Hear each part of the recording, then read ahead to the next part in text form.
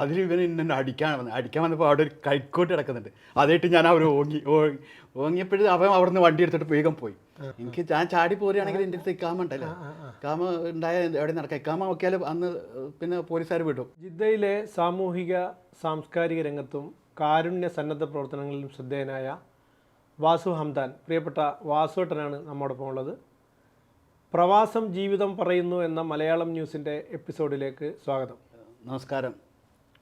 പിന്നെ പ്രവാസം പറയുന്നതെന്ന് പറഞ്ഞാൽ എൻ്റെ തുടക്കം 1979 ഞാൻ ബോംബെയിലായിരുന്നു. ബോംബെയിൽ 2 വർഷം ജോലി പഠിച്ചിട്ടാണ് ഞാനിങ്ങോട്ട് വരുന്നത്. പിന്നെ ജോലി വർക്ക്ഷോപ്പിലെ ജോലിയാണ്, പെയിൻറ്റിങ്ങിൻ്റെ പണിയായിരുന്നു പഠിച്ചത്. അങ്ങനെ അവർ എന്നെ അറബി വന്ന് സെലക്ട് ചെയ്ത് എഗ്രിമെൻ്റ് വിസയ്ക്കാണ് ഞാൻ വരുന്നത്. ഏതായിരുന്നു വർഷം? 1979. 79 വന്നു. ഇവിടെ വന്ന് ആ യാത്ര ഇപ്പോഴും ഓർക്കുന്നുണ്ട്. വന്ന് എയർപോർട്ടിൽ ഇറങ്ങി. എയർപോർട്ടിൽ നിന്ന് പിന്നെ 500 കിലോമീറ്റർ കൂടുതൽ സൗദിയുടെ സ്ഥലത്തേക്ക് എത്താൻ വഴിയുണ്ട്. അപ്പോൾ സൗദി എൻ്റെ സ്പോൺസർ വന്നിട്ടില്ല. സ്പോൺസർ വേറെ ടാക്സി അടിക്കുന്ന ഒരു GMC കാരനെ ഏൽപ്പിച്ചതാണ്. പ്രൈവറ്റ് ടാക്സി അടിക്കുന്നത് സൗദി തന്നെയാണ്.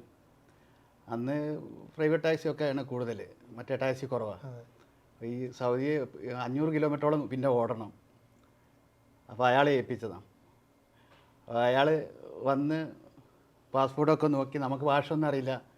പുറത്തേക്ക് എയർപോർട്ടിൽ നിന്ന് പുറത്തേക്ക് ഇറങ്ങിയപ്പോഴത്തേക്ക് ഭയങ്കര തണുപ്പ്, സഹിക്കാൻ പറ്റുന്നില്ല. കാലൊക്കെ ഇങ്ങനെ പൊട്ടുന്ന പോലെ തോന്നുക, അത്രയും തണുപ്പ്. അപ്പോൾ ആദ്യമായിട്ട് വരുന്നതായതുകൊണ്ട് ഫ്ലൈറ്റിൽ നിന്ന് ഭക്ഷണമൊക്കെ ഉണ്ടായിരുന്നെങ്കിലും ഒന്നും കഴിക്കാൻ കഴിഞ്ഞില്ല. ആ ഒരു വിഷമം, എന്താവുക, എങ്ങോട്ടാ പോണേ, ഒരു വിഷമം. പിന്നെ മലയാളം അറിയുന്നവരാരും ഇല്ല കൂടെ. കുറച്ച് ഒരു 3-4 പേര് ഹിന്ദിക്കാരൊക്കെ ഉണ്ട് ഈ ടാക്സിയിൽ. വേറെ സ്ഥലത്ത് ഇയാൾക്ക് പോകുമ്പോൾ ഇറക്കാനുള്ള ആൾക്കാരൊക്കെയാണ്. GMC വണ്ടിയിൽ കയറി ഇങ്ങോട്ട് പോരുമ്പോൾ ഭയങ്കര വിശപ്പുണ്ട്. ഫ്ലൈറ്റിൽ നിന്നൊന്നും കഴിക്കാൻ തോന്നാത്തതുകൊണ്ട് ഭയങ്കര വിശപ്പുണ്ട്. ഇയാളോടൊന്നും പറയാനും അറിയില്ല, ഭാഷയും അറിയില്ല. അങ്ങനെ എന്തെങ്കിലുമൊക്കെ മേടിച്ചിരുന്നു വിചാരിച്ചു. കുറേ ഓടി, 1 മണിക്കൂറൊക്കെ ഓടിയതിൻ്റെ ശേഷം അയാൾ കൊണ്ടുപോയിട്ട് ഒരു പെട്രോൾ പമ്പിൽ നിർത്തി. അവിടെ അയാളെ കടയിൽ കയറിയിട്ട് എന്തൊക്കെ ബിസ്ക്കറ്റ് സ്നാക്സൊക്കെ വാങ്ങി. ഒരു പെപ്സി ഉണ്ട്. അന്ന് പെപ്സി ആണോ എന്താണെന്ന് അറിയില്ല, എന്താ സാധനം എന്നറിയില്ല. പെപ്സി ആദ്യമായിട്ട് കാണുന്ന അപ്പോഴാണ്. ആ പെപ്സി വണ്ടിയിൽ കയറി നിന്നിട്ട് അയാൾ ടെക് പറഞ്ഞിട്ട് പൊട്ടിക്കുക. ആ ശബ്ദം കേട്ടപ്പോൾ ഭയങ്കര അത്ഭുതമായിപ്പോയി. പെപ്സി ആദ്യമായിട്ട് കാണാം. അന്നത്തെ കാലത്ത് 79 പെപ്സി ഇവിടെയൊക്കെ തന്നെ ഉള്ളൂ. എന്താ സാധനം എന്നറിയില്ല. അത് നമ്മുടെ മുമ്പിൽ വന്നിട്ട് അയാൾ അങ്ങനെ കുടിച്ച്. നമ്മളോട് വേണമെന്ന് ചോദിച്ചില്ല. നമ്മൾ വിശന്നിട്ട് എന്തെങ്കിലും വെള്ളം തരുന്ന വിചാരിച്ച് ഒന്നും ചോദിച്ചില്ല. അതൊരു അനുഭവമായിരുന്നു. ആ പെപ്സി പൊട്ടിച്ച ശബ്ദം നമ്മളെ വിശപ്പിന്റെ സമയത്ത് അയാൾ ഒറ്റയ്ക്ക് കുടിക്കുന്നത്. എപ്പോഴാണ് ഭക്ഷണം? പിന്നെ സ്പോൺസർ എത്തിയിട്ടാ. ഒരു 3-4 മണിക്കൂർ വണ്ടി ഓടിയിട്ടാണ് അവിടെ എത്തുന്നത്. അവിടെ എത്തിയപ്പോൾ സ്പോൺസർ എല്ലാ വെള്ളവും എല്ലാം റെഡിയാക്കി തന്നു. നല്ലവനായിരുന്നു. കുറച്ച് ഒരു സാധാരണ നാട്ടിൻ പ്രദേശത്താണ് കൊണ്ടെത്തിക്കുന്നത്. അവിടെയാണ് വർക്ക്ഷോപ്പ് തുടങ്ങുന്നത്. ആദ്യം കഴിച്ച അറബ് ഭക്ഷണം എന്തായിരുന്നു? ആദ്യം കഴിച്ചത് അവർ റൊട്ടിയും ഇതൊക്കെ തന്നു. പിന്നെ എന്നെ അവിടെ അവരെ കൃഷി സ്ഥലത്ത് ജോലി ചെയ്യുന്ന ഒരു മലയാളിയുണ്ട്, കൊല്ലത്തുകാരൻ മജീദ് എന്ന് പറയുന്നത്. ആ മജീദിൻ്റെ അടുത്തേക്ക് കൊണ്ടുപോയി. കാരണം ഭാഷ ഒന്നും അറിയില്ലല്ലോ. അന്ന് മലയാളികൾ വിദേശികളൊക്കെ കുറവാണ്, ആളുകൾ വന്നു തുടങ്ങുന്നുള്ളൂ. അപ്പോൾ ഈ കൃഷി സ്ഥലത്ത് ജോലി ചെയ്യുന്നൊരു മജീദുണ്ട്. മജീദ് രാത്രി 8 മണിയാവും ജോലി ഇത് കൃഷി സ്ഥലത്ത് നിന്ന് കഴിഞ്ഞ് വരാൻ.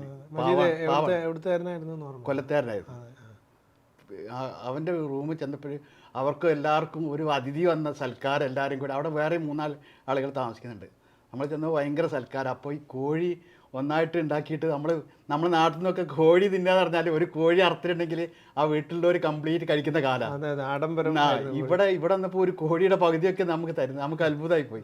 അപ്പം ഞാൻ വിചാരിച്ചു ഇന്നെ ഭയങ്കര സൽക്കരിക്കുന്നതുകൊണ്ടായിരിക്കും എനിക്ക് കോഴിയുടെ പകുതിയൊക്കെ തരുന്നത് വിചാരിച്ചു. പിന്നെ പിറ്റേ ദിവസം മുതൽ നമ്മൾ അതേ ശീലം ആണെന്ന് അറിയാം. ഇതൊരു ഡെയിലി റൊട്ടീനാണ്. ഡെയിലി പിന്നെ കോഴിയൊക്കെ തന്നെ, കോഴിയും റൊട്ടിയൊക്കെ തന്നെയാണ്. എന്ത് ജോലിയാണ് തുടങ്ങിയത്? തുടങ്ങുന്നത് വർക്ക്ഷോപ്പ്. ഞാൻ വന്നപ്പോഴേ ആ വർക്ക്ഷോപ്പ് സ്റ്റാർട്ടാവുന്നുള്ളൂ.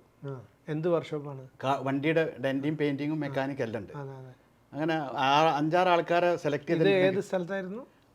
അൽഗസീമിൽ ബദായ എന്ന് പറയുന്ന സ്ഥലത്ത്. അങ്ങനെ അവിടെ വന്നു നോക്കിയപ്പോഴേ ഇയാൾ ഈ വർക്ക്ഷോപ്പിൻ്റെ പണി നടക്കുന്നുള്ളൂ. അപ്പോൾ ചെറിയ പണിയൊക്കെ വരുന്നത് എടുക്കുന്നുണ്ട്, വർക്ക്ഷോപ്പിൻ്റെ പണി നടക്കുന്നുണ്ട്. അപ്പോൾ ഇയാൾക്കാണെങ്കിൽ ഞങ്ങളുടെ സൗദിക്കാണെങ്കിൽ ഒരുപാട് കൃഷി സ്ഥലമുണ്ട്. കൃഷി സ്ഥലം എന്ന് പറഞ്ഞാൽ ഇവിടുത്തെ മാതിരി ചെറിയ കൃഷിയല്ല, ഒരു കിലോമീറ്റർ ഉണ്ടാവും, 2-3 കിലോമീറ്റർ ചുറ്റളവിൽ അവർ ബതുക്കളാണ് കൂടുതൽ കൃഷി. എന്തൊക്കെ കൃഷിയായിരുന്നു അതിൽ ഗോതമ്പാണ് കൂടുതൽ. ഗോതമ്പ്, പച്ചക്കറി എല്ലാം ഉണ്ട്, എല്ലാം ഉണ്ടാകും. നമ്മൾ കുക്കമ്പർ, തക്കാളി അങ്ങനെയുള്ള എല്ലാ സാധനവും ഉണ്ടാക്കുന്നുണ്ട്. പിന്നെ കുറേ ആടുകളെ വളർത്തുന്നുണ്ടാവും, പിന്നെ കുറേ മുയലുണ്ടാവും, ഒട്ടകണ്ട്, അതൊക്കെ ഉണ്ട്. പിന്നെ അതിൻ്റെ ഉള്ളിൽ ആണ്ട് ചെന്നിട്ടുണ്ടെങ്കിൽ വലിയ കോമ്പൗണ്ട് വണ്ടിയായിട്ട് അങ്ങനെ കറങ്ങുക. മലയാളികൾ അതിൽ കൃഷിക്കാർ ജോലിക്കാരായിട്ട് കൂടുതൽ പാകിസ്ഥാനികളൊക്കെ ആയിരുന്നു. ഈ അബ്ദുൽ മജീദ് എന്ന് പറഞ്ഞാൽ അങ്ങനെ 1-2 ആൾക്കാരുണ്ട്. ബാക്കി കുറച്ച് ഒരു ആ കൃഷി സ്ഥലത്ത് തന്നെ താമസിക്കുന്ന കുറച്ച് ആൾക്കാരൊക്കെ ഉണ്ട്, മെസ്സിരികളൊക്കെ ആയിരുന്നു. കൃഷി സ്ഥലത്ത് നിന്ന് ഇവിടെ ഈ വർക്ക്ഷോപ്പിൽ ചെന്നപ്പോൾ വർക്ക്ഷോപ്പിൻ്റെ പണി നടക്കുന്നുള്ളൂ. അപ്പോൾ അവിടെ വന്നത് കുറച്ച് ആന്ധ്രക്കാരും, വർക്ക്ഷോപ്പിൻ്റെ ജോലിക്ക് വന്ന് കുറച്ച് ആന്ധ്രക്കാരും മറ്റാണ്, മലയാളിയായിട്ട് വേറെ ആരില്ല. അപ്പോൾ ഞാനാ വന്നത്. അപ്പോൾ അവർക്കൊന്നും തീരെ ഭാഷ അറിയില്ല. പിന്നെ ഈ എൻ്റെ സ്പോൺസർ കുറച്ച് ഇംഗ്ലീഷ് അറിയാം. അയാളൊരു വലിയ മദ്രസയിൽ പഠിപ്പിക്കുന്ന ആളാണ്, വലിയ കുട്ടികളെ പഠിപ്പിക്കുന്ന ആളാണ്. അപ്പോൾ കുറച്ച് ഇംഗ്ലീഷൊക്കെ അറിയാം. അപ്പോൾ അയാളോട് ഞാൻ പറഞ്ഞു ഒപ്പിക്കുക എങ്ങനെയെങ്കിലുമൊക്കെ. എനിക്കും അത്ര ഇംഗ്ലീഷ് കൂടുതൽ സംസാരിക്കാൻ അറിയില്ലെങ്കിലും ഞാൻ അറിയുന്ന ആയിരിക്കും കാര്യങ്ങൾ മനസ്സിലാവും. ഹിന്ദി അറിയായിരുന്നു? ഹിന്ദി അറിയാം, പക്ഷെ അവർക്കറിയില്ല. ഇന്നത്തെ പോലെ ഹിന്ദിക്കാരൊന്നും ആൾക്കാർ വിദേശികളിങ്ങനെ വന്ന് തുടങ്ങുന്ന സമയമല്ല, അപ്പോൾ അവർക്കറിയില്ല. അങ്ങനെ അയാളായിട്ട് സംസാരിച്ച് അങ്ങനെ ഈ വർക്ക്ഷോപ്പിൻ്റെ പണി നടന്നുകൊണ്ടിരിക്കുമ്പോൾ 3-4 ആൾക്കാർ വന്നിട്ടുള്ളൂ. ബാക്കി 2-3 ആൾക്കാരും കൂടി വർക്ക്ഷോപ്പിൽ പണിക്ക് വരാണ്ട്. അപ്പോൾ ഈ വന്നവരെ എന്താ ചെയ്യുന്നതെന്ന് വെച്ചാൽ, ഞാൻ വന്ന ഉടനെ പിന്നെ ഇവിടെ വർക്ക്ഷോപ്പിൽ പണി ഇല്ലയെന്നുണ്ടെങ്കിൽ നേരെ ഈ കൃഷിസ്ഥലത്തേക്ക് രാവിലെ കൂട്ടിക്കൊണ്ടുപോകും. അപ്പോൾ അവർ കൂളായിട്ട് അവർ പോവും. അവർ ഈ ആന്ധ്രക്കാരും മറ്റൊരു അവർ കൂളായിട്ട് പോവും. എന്നോട് ഒരു ദിവസം 2-3 ദിവസം കഴിഞ്ഞതിന് ശേഷം ഞാനവിടെ ഇങ്ങനെ വെറുതെ വർക്ക്ഷോപ്പിൽ. അപ്പോൾ എന്നോട് അറിഞ്ഞ് നാളെ നീയും കൃഷി സ്ഥലത്തേക്ക് പോകണം. ഞാൻ അപ്പോൾ ഇയാൾക്ക് ഡ്യൂട്ടി ഉണ്ട്, ഇയാൾക്ക് മദ്രസയിൽ പഠിപ്പിക്കാൻ രാവിലെ ജോലിക്ക് പോകും. സ്പോൺസർ അനിയുണ്ട്, അനിയനാണ് ഇതൊക്കെ കൈകാര്യം ചെയ്യുന്നത്. അനിയൻ പയ്യനാണ്, ഒരു 10-15 വയസ്സായ പയ്യനാണ്. അപ്പോൾ ഇവനാണ് ഈ ആളുകളെ കൊണ്ടുപോകുന്നു അവിടുത്തെ കൃഷി സ്ഥലത്തൊക്കെ നിയന്ത്രിക്കുന്നത്. അങ്ങനെ ഇവൻ പറഞ്ഞ് നാളെ രാവിലെ പോകണമെന്ന് പറഞ്ഞു. ഞാൻ പറഞ്ഞു ഞാൻ കൃഷിപ്പണിക്കല്ല വന്ന്, ഞാൻ വർക്ക്ഷോപ്പിലെ പണിക്കാന്ന്. അപ്പോൾ ഞാൻ വരില്ലായിരുന്നപ്പോഴവൻ പറഞ്ഞു, ഇയാളോട് ജ്യേഷ്ഠനോട് പറഞ്ഞു. ജ്യേഷ്ഠൻ വന്നപ്പോൾ പറഞ്ഞു എന്നോട്, നീ വെറുതെ പോയാൽ മതി, നീ പണിയൊന്നും എടുക്കണ്ട, നീ മാത്രം വരാതിരിക്കുമ്പോൾ മറ്റവരൊക്കെ ഒന്നും വിദ്യാഭ്യാസമൊന്നും ഇല്ലാത്ത ആൾക്കാരാണ്. അപ്പോൾ അവരൊന്നും സംസാരിക്കില്ല, ഇവർ കൊണ്ടുപോകുമ്പോൾ പോകുന്നു പണിയെടുക്കുന്നു. അപ്പോൾ ഞാൻ എന്നോട് പറഞ്ഞപ്പോൾ പറഞ്ഞ് നീ അവിടെ വന്നാൽ മതി, നീ മാത്രം പോകാതിരിക്കുമ്പോൾ ഇവരും വരാതിരിക്കും, നീ വന്നാൽ മതി എന്ന് പറഞ്ഞു. അങ്ങനെ ഞാൻ കൂടെ പോയപ്പോഴും എനിക്ക് മനസ്സിലായി അവിടെ ഒരു ദിവസം പണി ചെയ്ത് കാണിച്ചു കൊടുത്താൽ പിന്നെ ഡെയിലി ഇവിടെ പണിയില്ലാത്തപ്പോൾ അവിടെ വർക്ക്ഷോപ്പിൽ പണിയില്ലാത്തപ്പോൾ അങ്ങോട്ട് പോകേണ്ടി വരും. അങ്ങനെ അപ്പോൾ ഇവൻ ഈ പിന്നെ വലിയ ഒരുപാട് 1 മീറ്റർ വീതിയിൽ നല്ല ഉയരത്തിൽ പോകുന്ന വലിയ കുഴൽക്കിണറാണ്, ഇത്ര വണ്ണമുള്ള കുഴൽക്കിണറാണ്. അതിൽ നിന്ന് ഇങ്ങനെ വെള്ളം അടിക്കുക, വെള്ളം ഇഷ്ടംമാതിരി അടിയിൽ, ഭൂമിയിൽ ഇഷ്ടംമാതിരി വെള്ളമുണ്ട്. ആ മോട്ടർ ഇങ്ങനെ ചാടി ഡീസലിന് ഓടുന്ന അതിങ്ങനെ പരത്ത് തോട് പോലെ പോകും. അപ്പോൾ ഇത് ഗോതമ്പിൻ്റെ കണ്ടത്തേക്ക് വെള്ളം നിറച്ചിട്ട് നമ്മുടെ നാട്ടിലൊക്കെ നെല്ലുണ്ടാകുമ്പോൾ പതിരുള്ള നെല്ലുണ്ടാവില്ല, അങ്ങനെ നീണ്ടു നിൽക്കുന്നത്. അതേപോലെ ഗോതമ്പിന് പതിരുള്ളത് ഇങ്ങനെ നീണ്ടു നിൽക്കും. അവൻ കാണിച്ചു തന്നു, ആ വെള്ളം നിറച്ച് വെച്ചാൽ അപ്പോൾ പറിക്കാൻ പെട്ടെന്ന് കിട്ടും. അവൻ എന്നോട് പറഞ്ഞ് ഇത് ഇങ്ങനെ കാണിച്ചു തന്നു, അറിയുന്ന അറബിയിൽ ഇങ്ങനെ കൈ ആശം കൊണ്ടൊക്കെ കാണിച്ചു തന്നു, ഇതൊക്കെ പതിരാണ്, ഇതിങ്ങനെ പറിച്ച് പുറത്തേക്ക് ഇട്ടാൽ മതി പറഞ്ഞു. ഞാൻ ഇറങ്ങിയിട്ട് നല്ലൊരു മുരട് പറിച്ചിട്ടിട്ട് അറിഞ്ഞുകൊണ്ട് തന്നെ ആവും, കാരണം നമുക്ക് കൃഷിയിലല്ലേ. അപ്പോൾ ഞാനിത് തുടർന്നാൽ എനിക്ക് വീണ്ടും പോകേണ്ടായിരുന്നു. അപ്പോൾ അവൻ്റെ പേര് അവൻ്റെ ഇതിൽ ദേഷ്യപ്പെട്ടിട്ട് കൽബ് ഹുമാറൊക്കെ പറഞ്ഞിട്ട്, പക്ഷേ നമുക്ക് അറിയില്ലല്ലോ കൽബ് എന്താണ് ഹുമാർ എന്താണ്. ഞാൻ ദേഷ്യപ്പെട്ടു, എനിക്കറിയാത്ത പണിയല്ലേ ചോദിച്ചു. അവൻ പറഞ്ഞു അത് പറ്റില്ല, ഇത് ഞാൻ നിനക്ക് കാണിച്ചു തരാം. വീണ്ടും കാണിച്ചപ്പോൾ ഞാൻ വീണ്ടും അതേമാതിരി നല്ല മുരട് പറിച്ചിട്ടു. അതിൽ ഇവൻ എന്നെ അടിക്കാൻ വന്നപ്പോൾ അവിടെ ഒരു കൈക്കോട്ട് കിടക്കുന്നുണ്ട്, അതായിട്ട് ഞാൻ അവർ ഓങ്ങിയപ്പോഴും അവൻ അവിടെ നിന്ന് വണ്ടി എടുത്തിട്ട് വേഗം പോയി. അപ്പോഴത്തേക്ക് എന്നോട് ബാക്കിയുള്ള പണിക്കാരൊക്കെ പറഞ്ഞു, നീ എന്ത് പണിയാണ് ചെയ്തത്, നിന്നെപ്പോൾ ഇന്ന് രാത്രി അല്ലെങ്കിൽ നാളെ കയറ്റി വിടുന്നൊക്കെ പറഞ്ഞു. അന്ന് വിസയ്ക്കൊക്കെ വന്ന വലിയ ഇതല്ലേ, കയറ്റി വിടുന്ന. ഞാൻ കയറ്റി വിടട്ടെ പറഞ്ഞു. ഞാൻ കുറച്ച് കഴിഞ്ഞപ്പോൾ അപ്പോൾ ഇവൻ്റെ ജ്യേഷ്ഠനാണല്ലോ അതിൻ്റെ ആള്. ജ്യേഷ്ഠൻ ഇങ്ങോട്ട് കൃഷി സ്ഥലത്തേക്ക് ഒന്നും അങ്ങനെ വന്നിട്ടില്ല. അപ്പോൾ റൂമിൽ ചെന്നപ്പോഴേ എന്നോട് പറഞ്ഞു, പിന്നെ ഇയാൾ വന്നിട്ട് എന്തേ ഉണ്ടായിന്ന് ചോദിച്ചു. ഞാൻ പറഞ്ഞു എനിക്ക് അറിയില്ലല്ലോ, ഞാൻ പറഞ്ഞല്ലേ, എന്നെ അറിയാത്ത പണിക്കൊണ്ടായി ഞാൻ ചെയ്യില്ലേ. അപ്പോൾ അവനെ അടിക്കാനൊന്നും, അപ്പോൾ ഞാൻ കൈക്കോട്ട് എടുത്ത് പറഞ്ഞു. അതിലവൻ ദേഷ്യപ്പെട്ട് പോയി പറഞ്ഞു. ഓക്കെ എന്നാൽ നീ നാളെ തൊട്ട് പോകണ്ട പറഞ്ഞു. ഇന്ന് അവിടെ ആക്കി. പിന്നെ അപ്പോഴത്തേക്ക് ഒരു ആഴ്ച കഴിഞ്ഞപ്പോഴത്തേക്ക് വർക്ക്ഷോപ്പൊക്കെ സ്റ്റാർട്ട് ചെയ്തു. പിന്നെ എന്നെ അങ്ങോട്ട് വിളിച്ചില്ല. മറ്റവരെ പിന്നെയും കൊണ്ടുപോകും, വർക്ക്ഷോപ്പ് തുറന്നിട്ടും പണിയില്ലെങ്കിൽ മറ്റവരെ കൊണ്ടുപോകും. വളരെ തന്ത്രപരമായ അങ്ങനെ പിന്നെ ഇന്ന് പിടിച്ചാൽ കിട്ടില്ല ചിഹ്നം മുതിറാക്കി ഇട്ടു അവിടെ തൽക്കാലം. ആകെ 900 റിയാൽ എഗ്രിമെന്റിന് അന്ന് വന്നിരിക്കുന്നത്. 1200 റിയാൽ എനിക്ക് തരൽ തുടങ്ങി. പിന്നെ കുറച്ച് വിളവൊക്കെ കാണിക്കാൻ തുടങ്ങിയപ്പോൾ 1200 തരൽ തുടങ്ങി. നിങ്ങൾ അന്നേ വിളവുള്ള ആളാണെന്ന് മനസ്സിലായി. വിളവാണ് കൂടുതലേ. അതെ അതെ. അപ്പോൾ ഈ വിളവ് കൊണ്ട് പിന്നീട് എങ്ങനെയാണ് വളർച്ച ഉണ്ടായത്? പിന്നെ ഞാൻ അവിടെ പിന്നെ ജോലി ചെയ്ത് അപ്പോൾ ഇങ്ങനെ കുറച്ച് കൂടുതൽ ജോലിയൊന്നും ചെയ്യേണ്ട ആൾക്ക് പിന്നെ പണിക്കാരൊക്കെ വന്നപ്പോൾ പണിയൊക്കെ എടുപ്പിച്ച് അങ്ങനെ കുറച്ച്. ഈ ഹംദാൻ എന്ന് പറഞ്ഞ പേര് നിങ്ങളുടെ പേരിനോടൊപ്പം ഹംദാന് പിന്നെ വന്നതാണ്. അത് ഹംദാന് ഞാൻ അവിടുന്ന് ആ വിസൊക്കെ ഒഴിവാക്കി. ഇദ്ദേഹമല്ല തുടക്കക്കാരൻ ഇയാളല്ല. തുടക്കക്കാരൻ ഞാൻ എഗ്രിമെന്റിൽ വന്നാണ്. അദ്ദേഹത്തിന്റെ പേരെന്തായിരുന്നു? അദ്ദേഹത്തിന്റെ സാലെ. ഹംദാനിലേക്ക് വരുന്നത് എങ്ങനെയാണ്? ഹംദാനിലേക്ക് വരുന്നത് ഞാൻ പിന്നെ ജിദ്ദയിലേക്ക് വരാൻ കാരണം ഉണ്ടായി. ജിദ്ദയിലേക്ക് വരാൻ കാരണം ഉണ്ടായത് ആ ഭാഗത്തൊക്കെ ഒരുപാട് കൃഷിയാണ്. പുറത്തേക്കൊക്കെ നല്ല കൃഷി സ്ഥലങ്ങളാണ്. ഈ കൃഷി സ്ഥലത്തൊക്കെ കണ്ടമാനം ആൾക്കാരെ കൊടുന്നിട്ട് അവിടെ ഇടും. ഇവർക്ക് അന്ന് ഫോണില്ല, ഒന്നുമില്ല, കത്താണ്. ഈ കത്ത് അവർക്ക് കിട്ടൂല. ഈ നമ്മൾ ഈ ആൾത്താമസമുള്ള സ്ഥലത്തുനിന്ന് കൃഷി സ്ഥലം ഒരു 15 കിലോമീറ്റർ 10 കിലോമീറ്റർ ഒക്കെ ഉള്ളിലേക്കാവും. അത് ഈ മണൽ കൂടിയുള്ള റോഡാകും, ധാറൊന്നും ഇടാത്ത റോഡാകും. അതിൽ കൂടി പിക്കപ്പ് മാരത്തെ വണ്ടികളൊക്കെ പോകുള്ളൂ. സാധാ വണ്ടികൾ ഇവരെ സൗദിയുള്ള വണ്ടികൾ പോകും. അന്ന് ഈ കൂടുതൽ ആ പരന്നിട്ടുള്ള കേബ്രീസ് ഒക്കെയാണ്. ആ വണ്ടിയൊക്കെ അവർ അടിച്ച് പിന്നി പോകും. പക്ഷെ താഴൊന്നുമില്ല. അത് വണ്ടി പോയിട്ട് ഓടി ശീലായ റോഡാണ്.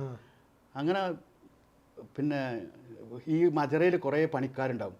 ഇവർക്ക് ചില അറബികളൊന്നും അവിടെ കൂടുതൽ അറബികൾ ഇവർക്ക് ടൗണിക്ക് ഒരാളും വണ്ടി ഉണ്ടാവില്ല, നടന്ന് ഇവർ കൊണ്ടുപോകില്ല. ഇവർ അവിടെ തന്നെ കിടക്കുക.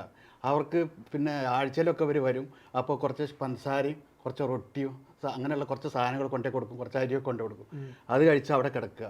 ഈ രാത്രി നേരം വെളിച്ചായ അപ്പം തൊട്ട് രാത്രി വരെ അവിടെ പണിയെടുക്കുക, അങ്ങനെ കിടക്കുക. അങ്ങനെ കുറേ ആൾക്കാരുണ്ട്. അപ്പോൾ ഇതൊക്കെ ഞാൻ കാണാനിടയായി.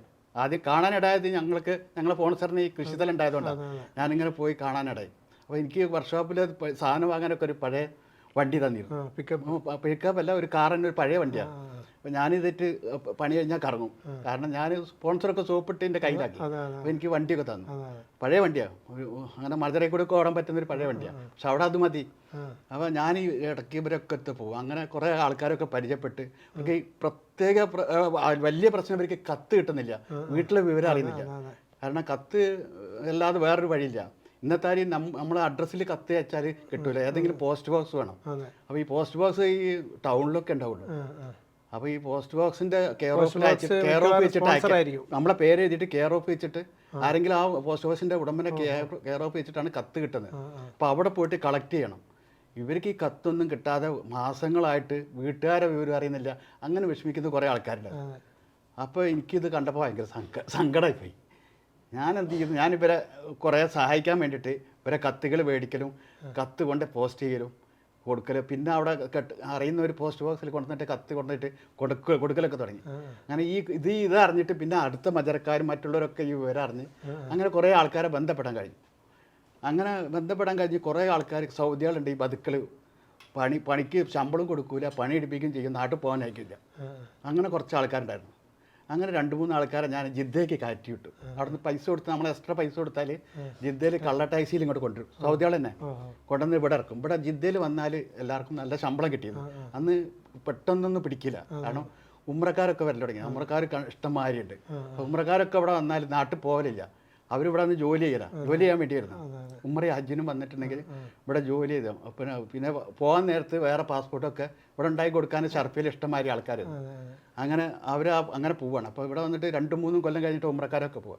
അപ്പോൾ അതേമാതിരി ഞാൻ 2-3 ആൾക്കാരെ ഇങ്ങോട്ട് പറഞ്ഞയച്ചപ്പോൾ അവരിവിടെ വന്ന് പെട്ടെന്ന് രക്ഷപ്പെട്ട് നല്ല ജോലിയും കിട്ടുന്നുണ്ട്, നല്ല ശമ്പളമുണ്ട്. അവിടെ ശമ്പളം കിട്ടാൻ എടുക്കല്ലേ, അതിൽ ഭയങ്കര സന്തോഷമായി. അപ്പോൾ ഞാൻ കൂടുതൽ ആൾക്കാരെ ഇതിങ്ങനെ കൊണ്ടൽ തുടങ്ങിയപ്പോൾ അറബികളൊക്കെ അറിഞ്ഞപ്പോൾ എൻ്റെ സൗദിൻ്റെ അടുത്ത് പറഞ്ഞു, നോട്ടപ്പുള്ളിയായി മാറി സൗദിയുടെ അടുത്ത് പറഞ്ഞ്. അപ്പം എന്നെ കേസൊക്കെ ആവുമെന്ന് തോന്നിയപ്പോൾ ഞാൻ അവിടുന്ന് മുങ്ങി. ഞാൻ അവിടുന്ന് ജിദ്ദയ്ക്ക് മുങ്ങി. എന്നെ പിടിക്കുന്നു തോന്നി. കാരണം ഒരു സൗദിൻ്റെ സ്പോൺസർ എടുത്ത് പോകുന്ന പ്രശ്നം സ്പോൺസർ തരും. പക്ഷെ സ്പോൺസർക്ക് നിന്റെ അടുത്ത് ഇക്കാമൊക്കെ ഉണ്ട്. അന്ന് ഇക്കാമുണ്ടായി എവിടെ നടക്കുക.